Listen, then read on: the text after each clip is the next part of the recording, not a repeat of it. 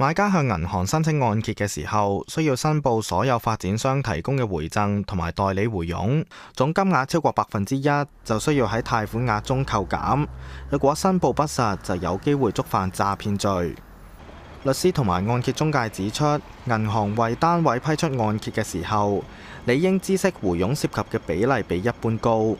當時咧，佢哋申請按揭嗰陣時咧，由於咧銀行都知道咧呢個盤咧嗰個尺價咧係偏離咗嗰個市價，咁同埋呢個地產代理嗰個佣金好高，所以銀行當時咧已經係作出咗一個措施咧，就係將大部分嘅地產代理佣金咧都扣減咗落個樓價嗰度，咁從而去計算嗰個估價。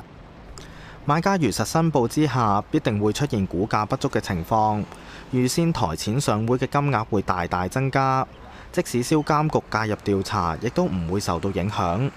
如果係當日咧係冇如實申報到嗰個回佣嘅金額咧，而咧亦都係俾一啲執法嘅機構介入咗調查，並且作出一啲法律嘅行動咧，咁銀行咧係會 call 窿嘅。